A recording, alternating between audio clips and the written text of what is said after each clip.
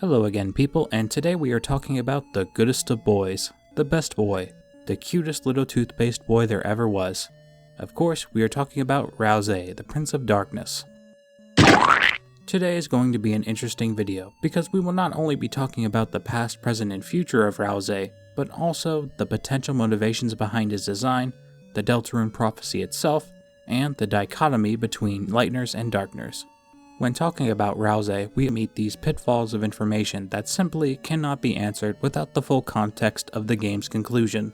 Because of this, we are forced to fill in the gaps of these pitfalls to arrive at our conclusion.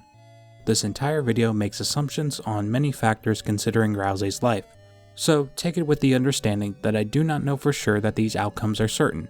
With that out of the way, let us begin our analysis of Ralsei, the Prince of Darkness.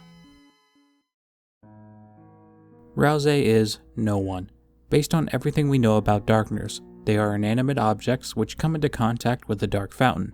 These things could be physical, like stuffed animals, or even ethereal things like spam emails. So, this means that Ralsei does not have life. He might not even have a soul. This could be symbolized by his attire, as we can clearly see there is a black spot on his clothes in the shape of a soul. We canonically do not have an example of a black soul, so we could assume that Ralsei is without.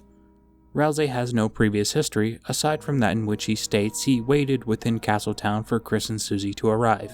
The initial reaction to this would point towards Ralsei waiting within this place for a very long time, but I would argue it's the exact opposite.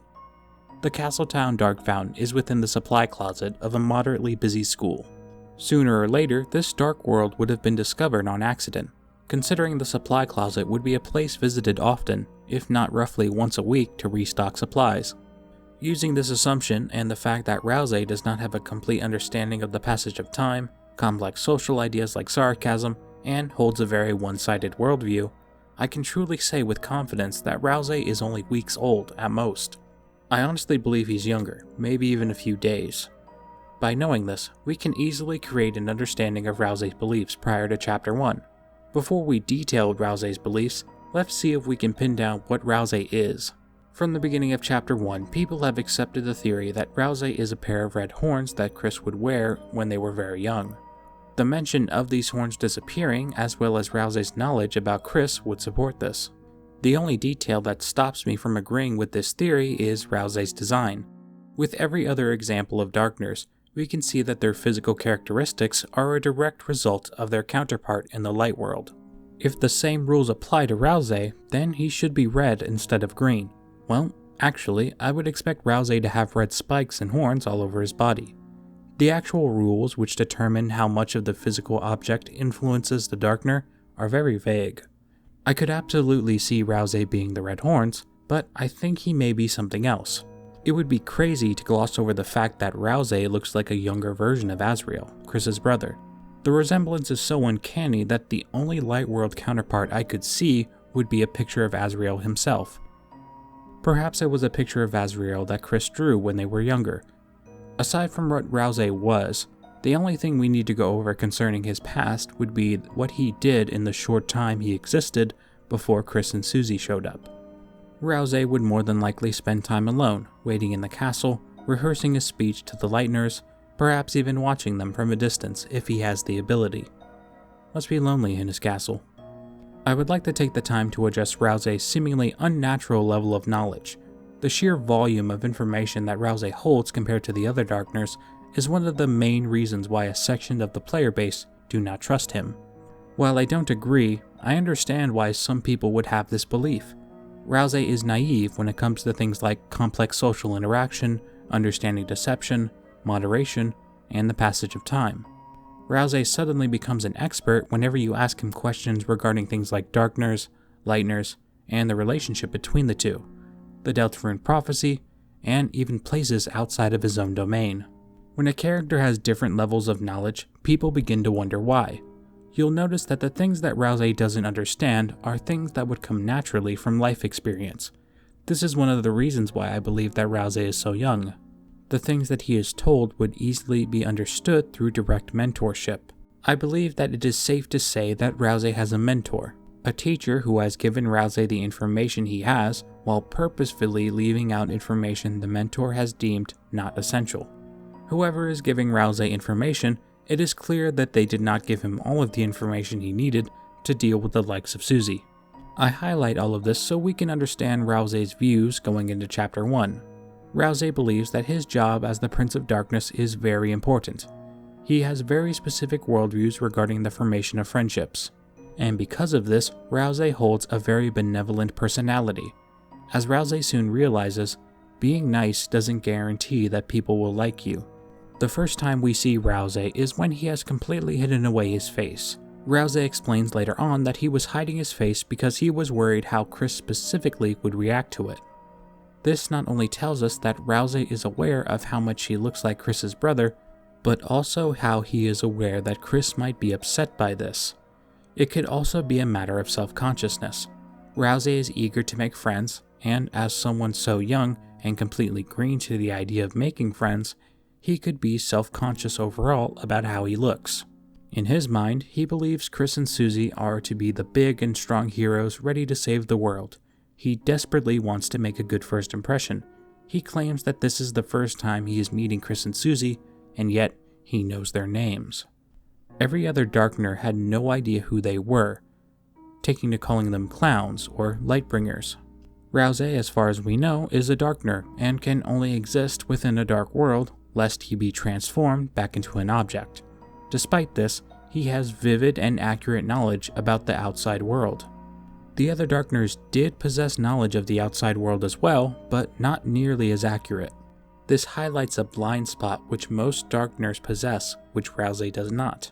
Either that, or what I believe is the answer, is that Ralsei in fact received this information from a third party. Considering how young, naive, and innocent he is, I cannot see any other possibility other than that Ralsei was told this information by someone else, someone he trusts. I doubt we will know the true reason why Ralsei knows what he knows until the game's conclusion. Until then, considering this is the most convincing explanation I could come up with, I will be continuing this analysis under the assumption that this is the case.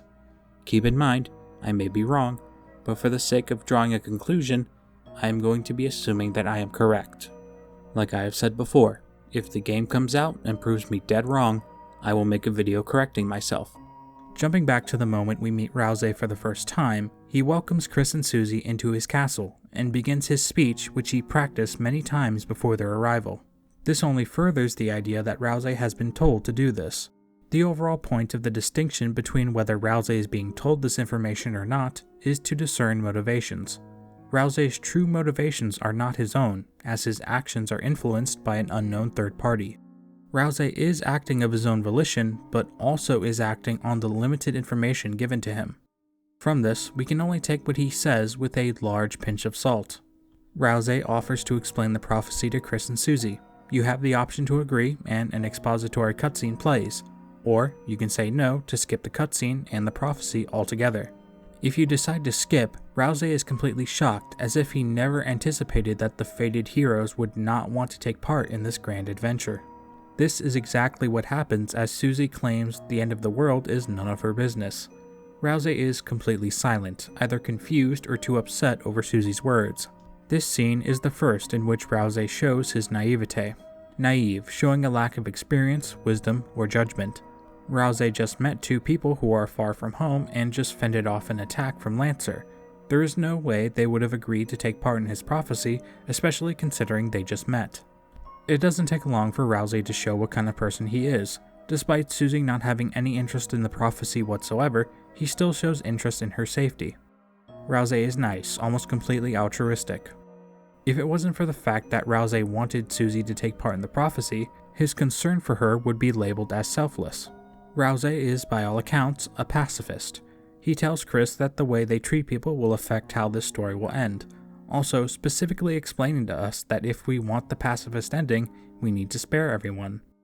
Ralsei is the tutorial. He references buttons on your controller or keyboard, and more importantly, he references the ending of the game. There is one, and possibly two, explanations for this. Either the person who has been mentoring Ralsei is aware that this world is a game, and Ralsei is just parroting things without knowing what they mean, or Ralsei himself is aware that he is inside a game. Considering Ralsei has not gone insane like Spamton or Jevil, we can assume it is the former. There is always the possibility that Ralsei has been made aware of this and has simply accepted it. I am more inclined to think that this is the case because this would explain his behavior during the aftermath of the Spamton fight. After learning of his true nature, that he is a pawn in this game, Ralsei adopts this blissfully ignorant coping mechanism. There is nothing he can do to change his fate, so he will simply accept it. Something that really strikes me about Ralsei explaining gameplay mechanics is how blatant the tutorial speak is. Chris knows how to put on clothes, but Ralsei still takes the time to explain to them how to put on a ribbon when they find one. When you start off a new video game, that game has a series of controls and systems which vary in depth depending on what type of game you're playing. Deltarune is a different breed of game, however. Deltarune is a game where the narrative and the mechanics blend, and it becomes incredibly difficult to discern the two.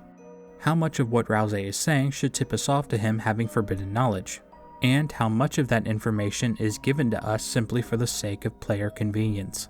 Toby understands that anybody who plays Deltarune for the first time will need to be given information regarding how this game is played. Ralsei is the chosen vehicle for this knowledge, but was this choice made so that the player could be informed, or is this extra information made to carry story significance? I think it is best to move forward saying that the given knowledge is forbidden knowledge, and the fact that he has this knowledge will hold story significance. While we're on the subject, let's take a moment to break down every single action within Ralsei's tutorial. Ralsei begins with the basics, as he explains that during battle you will use your soul, the culmination of your being. It seems as if the soul is something that Ralsei knows about, further adding to the information he was given. The way in which Ralsei explains the soul intrigues me. Ralsei cites the soul as the location of your will and compassion, almost implying that it is both these things that are only present within the soul, and you would lose them if your soul were to be removed. He then states that the fate of the world is also within the soul, but for this description, Ralsei lowers his head slightly, almost as if he is trailing off, either remembering something or dreading something that is meant to happen in the future. Ralsei starts you off with some training wheels. You are meant to dodge a simple attack. If you dodge all of the pellets, Ralsei will compliment you. If you fail and take damage, Ralsei will apologize to you. No matter what happens, Ralsei then proceeds to teach Chris how to attack. Ralsei explains that fighting is unnecessary to then show Chris how to inflict harm for the sake of giving a complete lesson. This is a contradiction, and one of the reasons why I felt the need to reference the line between giving the player information and the establishment of future story implications. This is Deltarune, a game where certain characters reference gameplay mechanics without it falling under the classification as a breach of immersion. The direct reference of video game rules and phenomena within dialogue is done through specific characters to signify something that has set them apart from the others. It is no coincidence that the two other examples of this are secret bosses which possess incredible power. This secret knowledge of knowing that they live within inside a game gives them unspecified advantages over all of the other Dark World denizens, and I feel like Ralsei is no exception. After the tutorial, Ralsei is more than happy to allow Chris to attack every single Darkner who attacks you, despite asking you not to do it. But here he is showing you how. Ralsei is against fighting, but for some reason he's not against showing Chris how to fight. If anything, I believe this would only embolden the idea of Ralsei following the orders from his mentor. Ralsei does not believe fighting is something you should do, but because he must give a thorough lesson, as instructed by his mentor, he shows you anyway. There is a level of information that has to reach the player's head for them to understand the gameplay mechanics. It would make sense from a story and character perspective for Ralsei to admit the portion of the tutorial where he explains how to fight. However, it is within Toby Fox's best interest to explain to the player how to use the fight mechanics here and now. For now, my explanation for Ralsei contradicting his message of not fighting and teaching Chris how to fight would be that he was given this information to pass on to Chris. He may not agree with it, but it's something he has to do. Throughout this entire tutorial sequence, there's a lot of different things that can happen, starting with the moment when Ralsei asks you to attack the dummy. If you attack and miss entirely, Ralsei will apologize and explain that you must press the attack button again. Continuing to miss will begin to push Ralsei's patience as he settles for you pressing the attack button multiple times. If you land the attack, Ralsei will compliment you on your strength and playfully ask if you have done this before. A very interesting question to ask. Yes, it would be the normal interpretation to assume that Ralsei is just being coy and complimenting Chris, but if you have watched this series so far, you know I'm not settling for that. I think that Ralsei is referencing Chris's familiarity with the gameplay mechanics as a way to speak to the player. Think from a new player's perspective. Chances are a new player might think that this is like a normal RPG, where you select attack and a little animation plays and the enemy takes damage. Then you would not assume that you would have to press anything after the attack has been selected. If you were on your 7th playthrough like I was, you would be an expert at the fighting system, and more than be able to hit a perfect attack every single time. In any standby phase where Ralsei wants you to do something specific, you have the freedom to select any option in battle. Continuously attacking the dummy will mean that Ralsei believes you don't like him, and even offers to let you hit him if you feel like it. This option is the first reference of a potential toxic trend in Ralsei's relationship with his friends. Sparing the dummy before the fight is over will make Ralsei accept that you understand the basics and end the fight prematurely. This trend follows with other actions such as continuously missing. This is really just to highlight that Ralsei may be accommodating, but he does have limits to his patience. Hugging Ralsei multiple times will lead him to admit that he has never been hugged before, and only knows how to hug the dummy, implying that Ralsei has rehearsed this tutorial before as well. Repeating an action instead of casting Pacify onto the dummy will leave Ralsei confused. He wonders if humans are not even allowed to ask someone else to cast a spell. This offers a nice bit of world building. Magic was something that was briefly mentioned in Undertale, and seemingly magic has similar rules within Deltarune. Magic is something that exists in the dark world and can be used by darkners, but according to Ralsei, spells cannot be used by humans. This limitation is specifically for humans rather than lightners. The most interesting piece of fourth wall breaking craziness in this tutorial comes when Ralsei explains the defend mechanic. When you defend, you build this resource called TP, or tension points. These can be used to cast the previously mentioned spells. Ralsei takes his explanation a step further by referencing the bar on the left. Let me say that again. Ralsei says to watch the big orange bar on the left. Can you tell me, dear viewer, what is wrong with that sentence? Exactly. The bar is behind them. Don't get me wrong, this is not me nitpicking the dialogue. This is a revelation if I have ever seen one. A slip, if you will, a mistake that Ralsei makes when he's talking to Chris. This lesson isn't for Chris. This lesson is for us, the player. Ralsei is talking specifically to us. My main question would be, why? Why does Ralsei keep up the facade? Perhaps it's because he knows nothing will change. Perhaps he was specifically told not to talk to us, and to only address Chris directly. Either way, this will not be the first time that Ralsei talks to us specifically. I am certain that I missed a part in this tutorial section that tells us something else about Ralsei, but I would say it's time we moved on for now. No matter how well the lesson goes, Ralsei will give you a manual which explains the combat system. Attempting to read this manual will give you a dialogue about how dense the material is. The only way to actually view this manual is to go into the game files themselves. I was initially planning on using this manual to help with my analysis, but the way I see it, this manual is unusable, simply because it houses things that are not in the game, such as talk option, and also says that you can restore TP at save points, which doesn't happen. In most cases, material like this could be used for analysis, but considering this was never used in game and the material doesn't coincide with the game itself, this unused manual will not be analyzed. What will be analyzed is the fact that if you choose to toss the manual enough times, Ralsei will become saddened by your decision, and he will promise to make a better one in the future. This is another event that continues the trend of Ralsei's toxic positivity. We'll have time to talk about that more in Chapter 2. Right before Chris and Ralsei leave, they walk through this massive doorway, and on my first playthrough of Deltarune, This specific action is when I started to question Ralsei and his role in all of this. It's this specific action of Ralsei walking through the door, turning to look at us, then the door shutting with such great force is either nothing at all or the most blatant hint in this whole game. For starters, the fact that the door shuts quickly would imply that Ralsei is physically stronger than he would have you believe.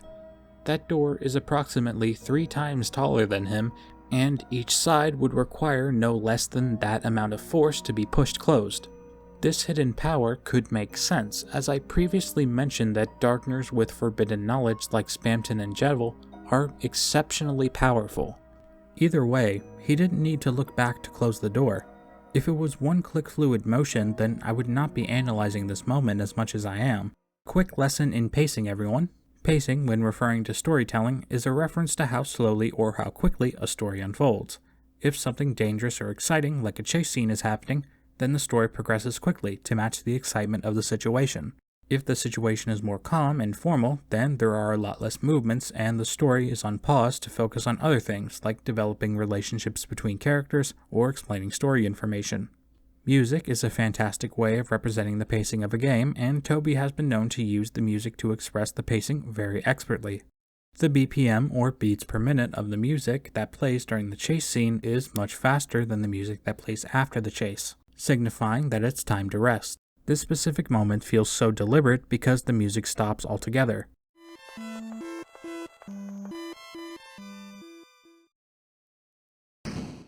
Ralsei turns around, a second goes by, and all you see is the door shutting. This scene was intentional. Well, every scene in the game is intentional, but the only thing I want to know is what the intention was. Ultimately, I can only imagine the reason why Ralsei stops briefly is because he gets a brief moment to look directly at us. He can't talk to us, he can't tell other people about us, but he knows we are there. For a brief moment, he has the chance to perceive us, so he does. Of course, he swiftly remembers he's not allowed to interact with us, so he shuts the door. Quickly, almost as if he knows he almost messed up and clued us into the fact that he knows we are there. I wonder what Ralsei would say to us if he had the chance. Ralsei and Chris happen across Susie, to which Ralsei explains that if she intends to get home, the three have to travel together. Ralsei acknowledges that Susie wants to go home and he needs the fountain to be sealed, so he explains that Susie can get what she wants by following them. Ralsei most likely assumes that despite Susie's reluctance to help people, he can temporarily negotiate cooperation. This is the first of many instances where Ralsei takes on the role of the negotiator, talking out his problems to reach compromise, all in an attempt to make both parties happy. Later, the group happens across Lancer after he has been practicing his evil laugh. I did this for Susie, so now let's talk about Ralsei's chosen name for the Lightners. The legendary heroes, the herald of fun and friendship. Wow, that is a mouthful. You'll notice that the title contains a colon. These are used for introduction, usually preceded by a description. Legendary heroes is obvious. This is literally a legend regarding the Delta warriors, while Herald of Fun and Friendship would describe someone who is anointed with the official job of maintaining fun and friendship. There is such a hilarious dichotomy with this title that Ralsei has chosen. Every piece of this title screams the word official when it's just talking about friends having fun together. The two big takeaways from Ralsei's grandiose name are that Ralsei has a specific view of friendship, and he believes with all his heart that what he is doing is important. He never had friends before Chris and Susie arrived. As sad as this is, it's obvious that Ralsei has a slightly warped view of what friendship actually entails. He believes that to make a friend, you simply have to be nice to the specific person, and the friendship will follow. If I remember this correctly, I touched on this very briefly in the Susie video. Ralsei and Susie are on different sides of the Undertale spectrum, if you will. Ralsei wants to befriend everyone, Susie wants to fight everyone. The reason why it's so important for these two characters to find compromise in the chapter's climax is because at this stage in the story, they are both extremists, without any sort of moderation. I mention this because we can see with all of Ralsei's actions, he believes that the friendship is dependent on his actions alone. If you've been around longer than Ralsei, you probably understand at this point that it takes two to tango. There will always be people who dislike you regardless of how you treat them, and it's not even your fault. You simply cannot control the way that other people feel about you.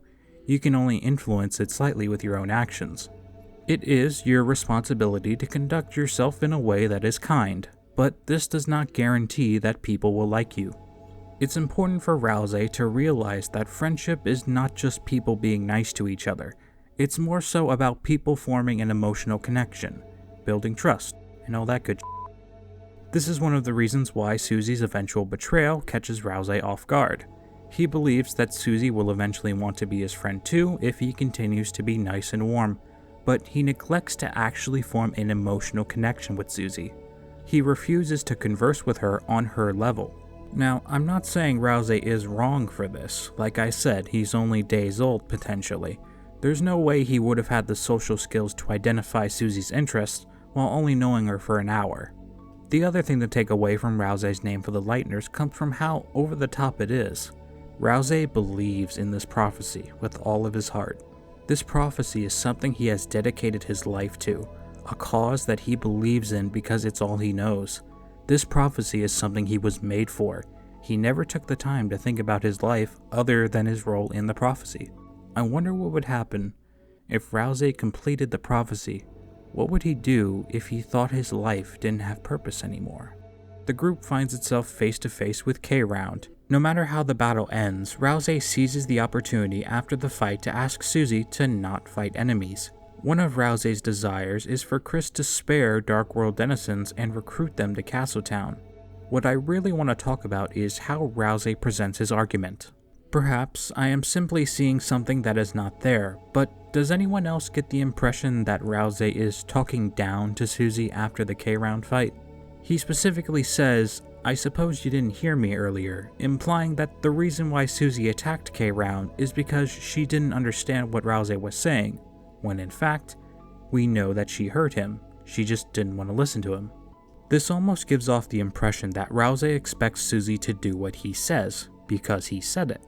Susie downright ignores or refuses to listen to what Ralsei is saying, and he settles for Susie simply considering what he says. He does try to bargain with Susie and find compromise, but ultimately this behavior is most likely what leads to Susie's reaction. Remember, Susie is still early on in her progression. I explained in her video that what she does is the right thing to do in her own mind. What really struck me about this was Ralsei's wording. Whether you like it or not, you're a hero with the power to bring peace to the future. Can you start acting like one? Oof, Ralsei got hands. But seriously, Ralsei has come to the understanding that Susie doesn't like being a hero, and says that even though Susie doesn't consent to the title which has been given to her, she should act accordingly to it anyway. This would make sense for a person to say if they were told what to think their entire life, but Susie is different. She's rebellious, she's independent, and she's afraid. Ralsei doesn't even take the time to argue that this is the right thing to do. This is something that is expected of all of them, and by that merit alone, is why they should do it. After Susie switches sides, Ralsei realizes that what he said made Susie upset, and is the reason why she felt like joining Lancer. Keep in mind, there is no party here that is 100% correct. Ralsei believes he was doing the right thing by sparing enemies, and Susie believed that she was doing the right thing by knocking enemies out of her way. Even after Susie and Lancer create the Dark Fun Gang, Ralsei maintains his strategy. Let's just be nice to her, Chris. He remains firmly in his belief that Susie will come around if he is simply nice to her some more. Ralsei continues to help Lancer and Susie as they plot against him. This behavior Ralsei portrays would be more dangerous had Lancer and Susie actually been competent opponents. Ralsei understands that Lancer is wearing a disguise and wants to design a machine to use against him, but he goes along with the plan anyway, for the sake of friendship. Another example of Ralsei being too accommodating to the effect where he literally helps his enemies defeat him. Perhaps Ralsei can't help but admire Lancer and Susie's cohesion, or maybe he feels guilty for making Susie upset. As we will see later on, Ralsei's drive to help his enemies will almost be his undoing. The group finds themselves captured in Card Castle. When Susie escapes, Ralsei sits with Chris to tell them to think very hard about Susie, and our perspective changes to Susie. We will talk about these sequences in Chapter 2 when it happens again. So for now, let's just skip ahead to the top of King's castle. The king is beyond upset that Lancer has failed to kill the Lightners, and on top of that, let them make their way into his castle. Before moving on to the moment which twists Ralsei's worldview, I wanted to take a second to analyze the dichotomy between Lightners and darkners. The overarching story theme of light versus dark is simple, easy to understand, and yet very ambiguous. Light and darkness could be interpreted in many different ways depending on the person, as these concepts are very abstract. Light could be interpreted as information, as we need light to observe things. Darkness could be interpreted as emptiness or possessing nothing, or even the lack of information. There are many definitions for each word, but interestingly enough, some definitions use the concept of the other to describe itself. For example, if you look up the definition of dark, it will read as the absence of light. This has me wondering about the deeper history between the dark and light. From what we have seen so far, the darkners need the lightners to exist. As far as we know, only a lightner can create a dark fountain. Perhaps it is this inequality that has made the king so scornful of the lightners. Either way, Ralsei does not share this ideology. He is aware of the staggering level of freedom that lightners have over the dark, and yet he embraces his role in it. He proudly states that it is the purpose of the dark to serve the light. Ralsei is positive in his place as a darkner, happy as can be, but I would argue that he is just as ignorant as the Spade King. In fact, the running theme with all the darkners is ignorance, lacking knowledge or awareness in general. Lancer was ignorant to ways of fighting his foes. Queen was ignorant when it came to the intentions of the knight and what Noelle actually wanted. Ralsei is ignorant to how actual friendships are formed, and almost all of them are ignorant to the fact that they live inside a supply closet or a library. The list stretches on, with every single darkner being ignorant to something. You can't really blame them considering what they are. Objects brought to life with little to no life experience. Darkness, the absence of light, the absence of information. The Lightners are naturally the inverse. While not being a genius, Susie knows how to threaten people. Noelle is smart in general, and Chris, if theories are true, is painfully aware that their entire life is just a game. I could list abstract ideas and comparisons all day, but the active conflict of light and dark is simple. The dark wants what the light has, but will never get it. Even if the Spade King were to escape, he would simply turn back into a playing card. He will continue his quest, blissfully ignorant to the fact that he can never escape his world. They put the Spade King in a cell in Chapter 2, but the cell is redundant. He's not going anywhere. Ralsei just put him in there so he wouldn't bother anyone. This is all more interesting when we talk about how much Ralsei knows. He knows that the darkners cannot exist outside the dark world, which is most likely the reason why he wants the darkners to be brought back to his world. He understands that this is all he can be, so he just wants to make a place for his people to live. Maybe that's why Ralsei is content with his role, because he's the only one who can do it. He sees himself as the bridge between light and dark, so he wants nothing more than to make a place for his subjects to live in peace. After using Lancer as a bargaining chip, the king engages the Fun Gang with a barrage of attacks. Despite the king's proclamation that he is the bad guy, Ralsei is certain that the situation can be resolved peacefully. The Spade King denounces Ralsei's idea, describing his words as simple-minded platitudes. A platitude, or a remark or statement, especially one with a moral content, that has been used too often to be interesting or thoughtful. The king believes that Ralsei is too inept to actually understand that there is no peaceful solution in this. In the king's own words, the very existence of the Lightners goes against his own. He has seen the differences between darkness and light and has come to the conclusion that they were never meant to cross. All Lightners must die, and because Ralsei has assisted them, he will die as well. The battle reaches its conclusion when you defeat the king or let him tire himself out. The cutscene changes depending on how aggressive you were, but the events that follow are very similar. The king is weakened from the fight, appears to collapse, and begins to sing a different tune. The king asks for peace. Susie is understandably reluctant to trust the king, having gone through a shift in morals herself. She knows that you don't just flip your ideals like it's a coin toss. Susie was right not to trust the king, but things go south specifically because of how much Ralsei trusts the king. Without even thinking twice, Ralsei perceives the king in pain and proceeds to heal him, presumably to full HP. Without missing a beat, the king attacks all of them, and Ralsei is so injured from the attack, he doesn't have time to process what he has done. Ralsei throughout all of Chapter 1 has put an incredible amount of stake in his friends and the idea of friendship in general. There is a technical term for what Ralsei has done to his friends. It's called a big oopsie. Ralsei's act of kindness almost led to the death of his first two friends. He is completely torn by this event.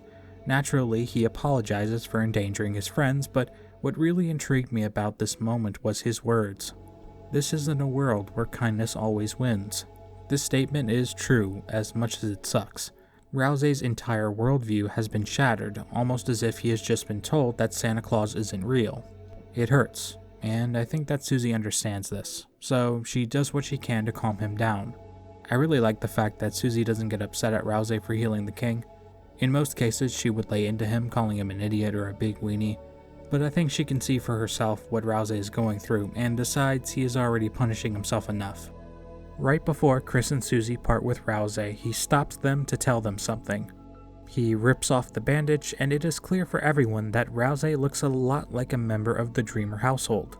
Susie is completely shocked over the fact that Ralsei looks a lot like Toriel. However, much like every event before, Chris remains stoic. Now, let's take a moment to talk about the implications of Ralsei's design. Ralsei overall is cute, fluffy, and distinguished, a proper gentleman.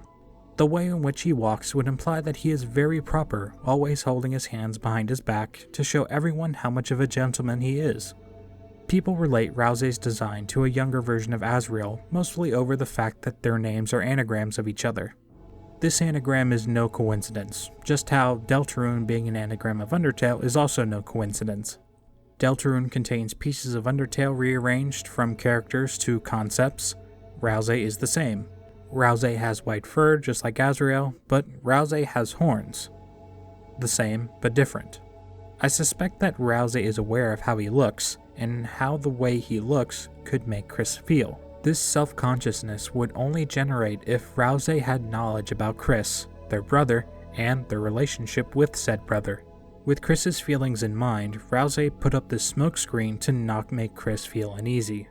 Like many other things, we can assume that Ralsei obtained this information from his mentor. However, what is truly the purpose of Ralsei looking like Azrael?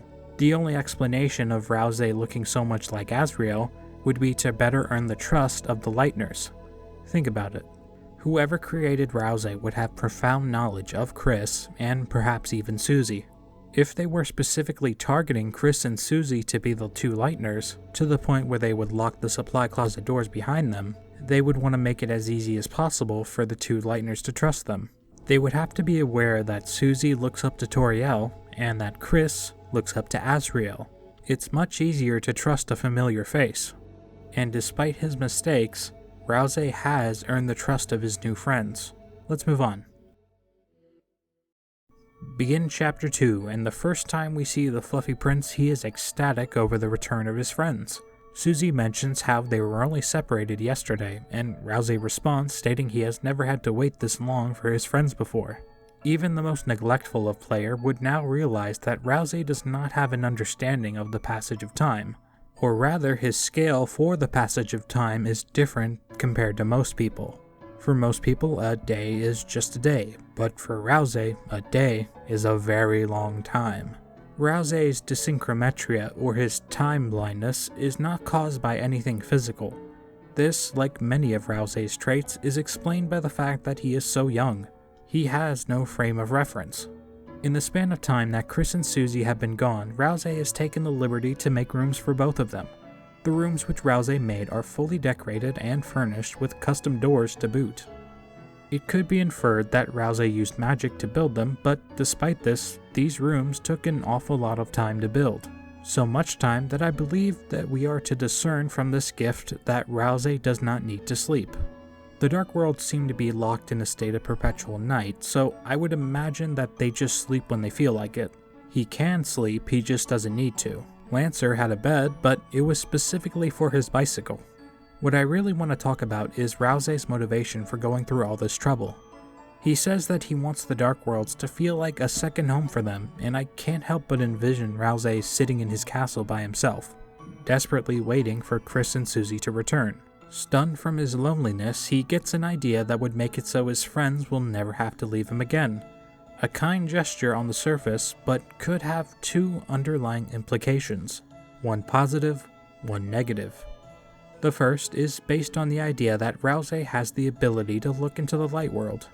Ralsei sees Chris's room and Susie's lack of her own room, and as a kind gesture, he gives them the room they wish they had. These are all things that Ralsei believes they would want, so he gives it to them. Admittedly, the next interpretation is unlikely to be true, but not impossible.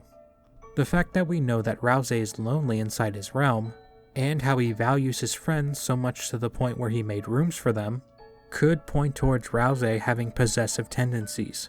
Think back for a second when Ralsei was trying to tell Susie how to act in Chapter 1. He just met Susie for the first time, and now he is asking her to act accordingly to his standards. Granted, those standards are not unrealistic. Ralsei was trying to get Susie to stop attacking people, but the fact that Ralsei is shocked when Susie doesn't listen to him is an indication that he believes, by merit, Susie should do what he says. Perhaps it's a mix of both interpretations, but either way, it was a lovely gesture, and it shows that Ralsei wants his friends to feel safe inside his kingdom. Later, when Ralsei finds out that Susie and Chris have schoolwork that has not been commenced, he becomes borderline irate. He states that the two Lightners are banished from his kingdom until they begin their project.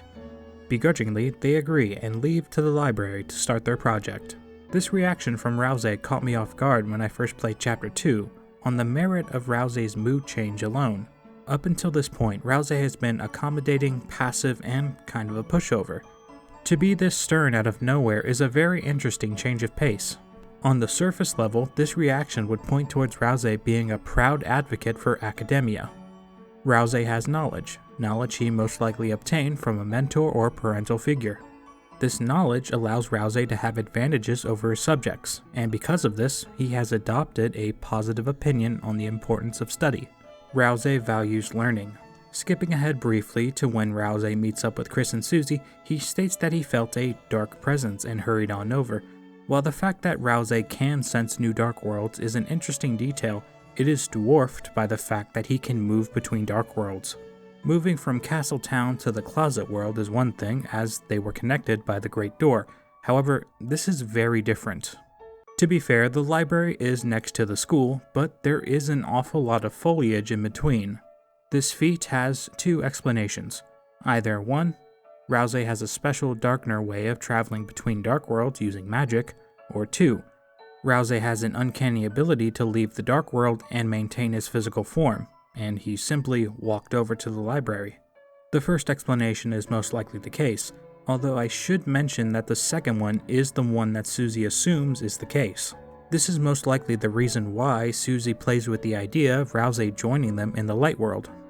However he managed to do it, we can safely chalk this up to another advantage that Ralsei has over his subjects. Continuing to look at this scene, we get possibly the biggest and most subtle hints that we have ever gotten from Ralsei.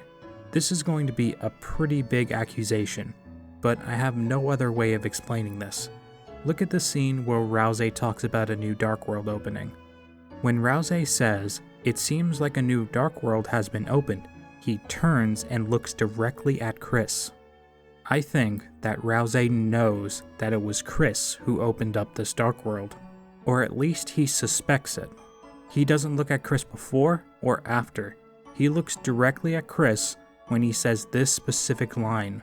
Susie doesn't even notice this gesture because she's too worried about Noelle. But the gesture was there. This was a deliberate choice, and the only explanation I can come up with is the fact that Ralsei suspects that it was Chris who opened up the dark world. The only question is, why does Ralsei not do or say anything? Perhaps it's a simple suspicion and nothing worth accusing Chris over, especially considering he doesn't have any proof.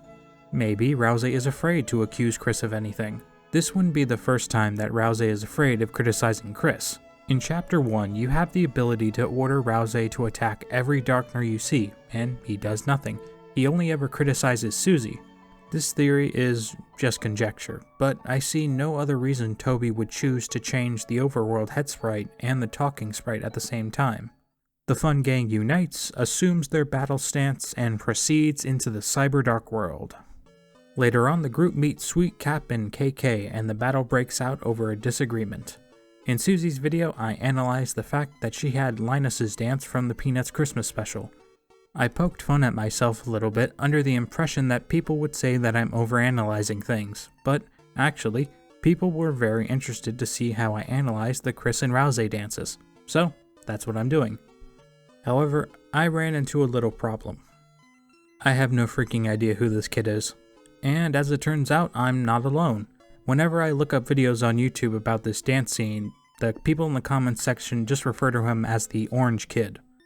I will reiterate, I am not an expert when it comes to the Peanuts cartoon or the comic strip, so I had to do a little bit of digging to figure out who the heck this was. At first, I just thought this was a random backup character, a random design that was thrown in just to fill up space, kinda like these two girls here who look exactly the same. You can easily explain them as being twins, but the real reason is that it's just to save the animator some time.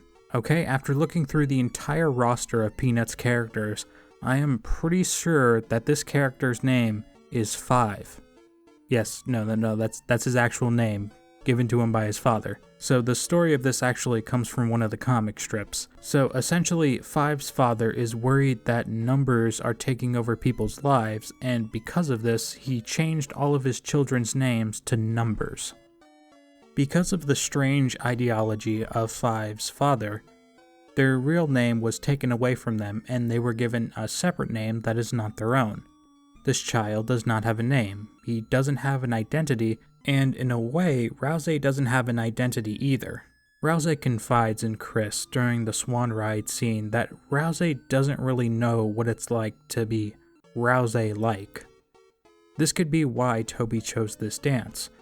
Ralsei doesn't have a true name or an identity, much like Five. Ralsei's name was most likely given to him by his mentor or his father, this name being an anagram of Azrael.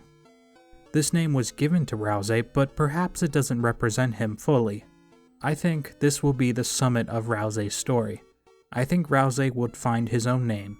I think he'll find his own identity. I think eventually he'll do away with the name of Ralsei and get a new name, a name that better suits him. Now let's move on to Chris's dance. Thankfully, I didn't run into any problems at all when I was interpreting Chris's dance. Chris does this kick dance that is taken directly from when Snoopy does it. For starters, this could be representative of the isolation that Chris feels living in a town filled with monsters. Much like Chris, Snoopy was adopted into the Charlie Brown family. He walks and dances like everyone, but never talks, just like Chris. There's even this part in Chapter 2 when you're exploring with Noelle.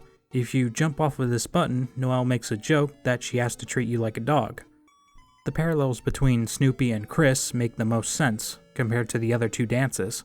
After looking over some Charlie Brown clips on YouTube, I found the moment that Charlie Brown adopted Snoopy. While you were talking to the man, I was looking through their records. Someone else bought this dog, but then returned him. You got a used dog, Charlie Brown. As it turns out, Snoopy was the last one in the litter, and on top of that, Snoopy had already been adopted by another family, and then returned. This makes me wonder if this ever happened to Chris. Perhaps later in the game it will be revealed that Chris was adopted by a human family, but because they rarely talk, they were brought back to the orphanage. Think about it. 99% of the time, Chris is mute. Not the most interesting child on the surface level. I could absolutely imagine a family adopting Chris and having trouble communicating with them. Or perhaps another interpretation is, maybe Chris wasn't always so quiet. Maybe this event is the reason why Chris is so quiet. Maybe they were more comfortable speaking their mind in the past, but now they're so afraid of being abandoned again, they stay absolutely silent to eliminate any chance of offending their new family. Charlie Brown never cared that Snoopy was a used dog. And you know what? I don't think Toriel cared either. We are going to have to skip ahead quite a bit as we don't get another character moment from Ralsei until the Acid Tunnel of Love. And in this scene, we have a lot to talk about. Let's start by breaking down the entire situation by itself. For those who aren't familiar, the Tunnel of Love is a ride that is typically seen at fairs and theme parks, primarily for the purpose of attracting couples. The ride is slow moving, and with the addition of the swan-shaped boat, the intention of the ride is for the two passengers to share a very personal conversation. Swans are often seen as symbols of love and romance. With the addition of the acid, I think Toby is trying to say something. Allegory, a story, poem, or picture that can be interpreted to reveal a hidden meaning. Typically a moral or political one. The swan is a representation of Ralsei's feelings for Chris.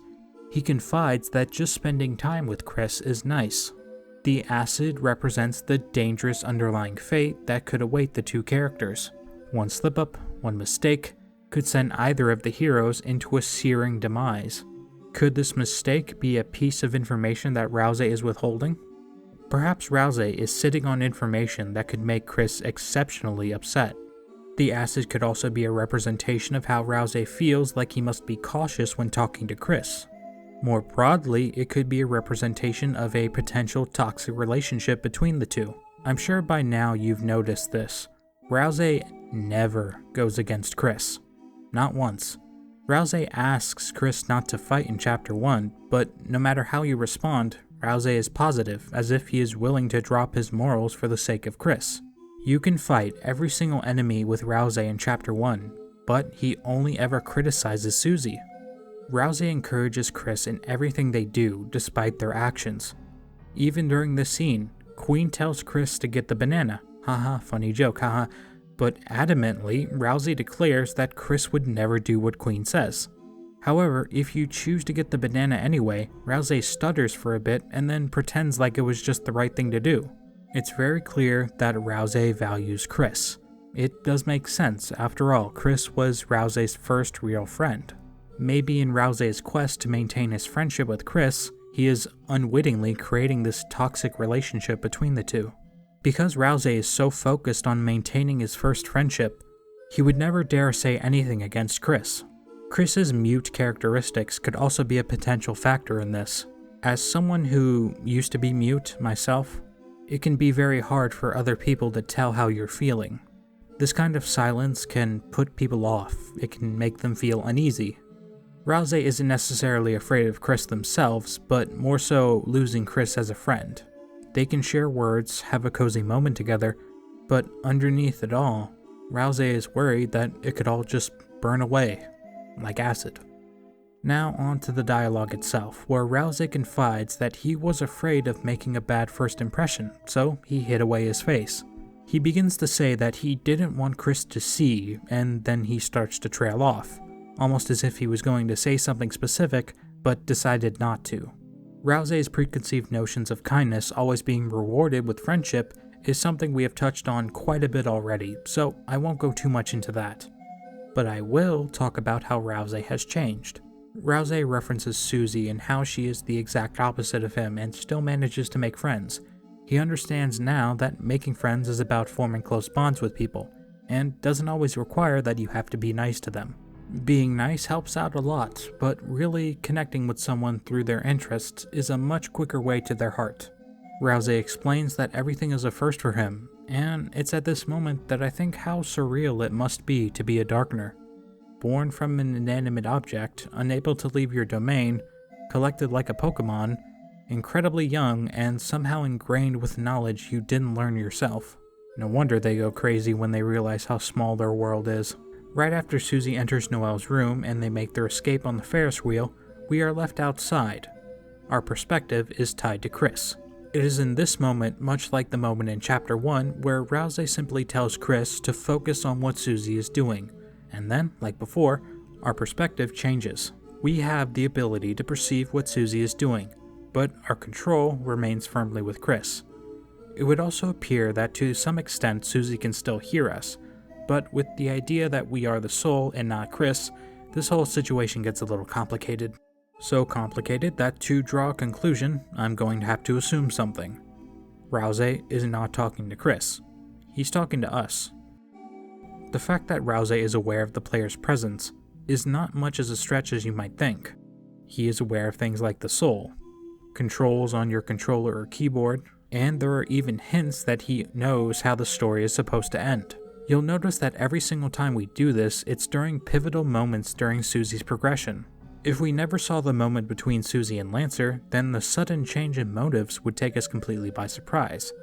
The actual mechanics of how Ralsei is able to help us do this are unknown, but the fact that Ralsei knows to do this with us during pivotal moments of Susie's progression would imply that he knows the story. He has a script that he must follow.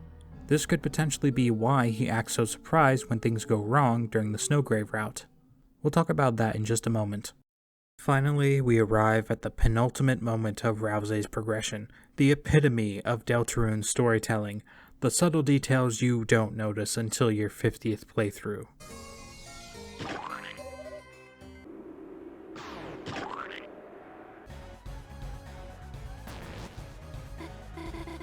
Yeah, now this is character growth. No longer will Ralsei be cursed with weak legs. He will have dense bones and strong muscles. Okay, but seriously, the moment after the Queen fight carries Ralsei significance and story significance. The looming threat of devastation was the motivator for Ralsei's actions, but now we have the added context that this devastation will be caused by specific things. To stop Birdley from creating a new Dark World, Ralsei tells everyone that the Roaring and the Titans will destroy the world if the Dark Fountains are allowed to be opened indiscriminately. This added context means that there was a part of the prophecy that Ralsei knew about and chose to withhold. Because of this, we can only assume that there's even more to the prophecy. The obvious answer to Ralsei withholding the Titans from Chris and Susie is that he didn't want to scare them off. It's clear with the way he talks that he sees this initial interaction with them as a big sales pitch. He wants to make the two Lightners feel like they are a part of something important, and the threat of massive Titans would probably make the sales pitch unappealing. I wonder what else the prophecy entails that Ralsei is not telling them. While we're on the subject, let's talk about this prophecy. As the story goes, 3 heroes will appear at World's Edge. Presumably, this is referring to the Dark World's Edge, the boundary between two worlds. Human, monster, and a prince from the dark will be these heroes. Vague, but not the most vague prophecy I've ever heard. It's actually funny, when Chapter 1 first came out, I had a theory that Lancer was actually supposed to be the third hero, and that Ralsei was wrong to assume it was him. I thought of this theory because Ralsei is a self-proclaimed prince with no subjects, when Lancer is an actual prince. The actual mechanics of the prophecy are simple. If more than one dark fountain is opened at one time, the balance of light and dark will shift, and eventually, the Titans will emerge from the fountains. This turn of events appears to be bad for both the darkners and the lightners. It describes that the darkners will eventually be crushed by shadow. Seems like a strange thing to happen considering they are made of darkness, but then again, it is possible for people to die from having too much oxygen, so I digress. Before we move on to the future section, let's briefly talk about Ralsei in the Snowgrave route. Really, the only notable change comes from when they are about to enter Noelle's room. In a regular route, Susie enters and Ralsei does his Chris meditation thing, and we can see the scene from Susie's perspective. Here, Susie enters the room, and Ralsei tries to initiate the sequence with Chris, but gets no response. Chris simply ignores them, and Ralsei is content with waiting a couple seconds to try again later. Susie later comes out, and Ralsei is completely shocked. As far as narrative deviations go, in which gameplay elements are directly referenced, Ralsei is the biggest culprit of this. But here, Ralsei is surprised by the occurrence of events, as if someone has flipped the script, so to speak. If this was a normal event, he would simply acknowledge Susie has returned, and carry on. But it is his reaction to Susie coming out so quickly, which makes him feel like something has gone wrong. It is clear that Ralsei is bothered by this audible, and thinks that Susie is the person responsible for this change, which is why he questions her. Yet we all know that the cause of this audible is the player and Chris's doing. His reaction and his eagerness to get to the bottom of this change is a telltale sign that Ralsei has a lot more preconceived notions than we initially thought. This all points to the fact that there is a strict set of events that Ralsei has been informed of and is expected to carry out.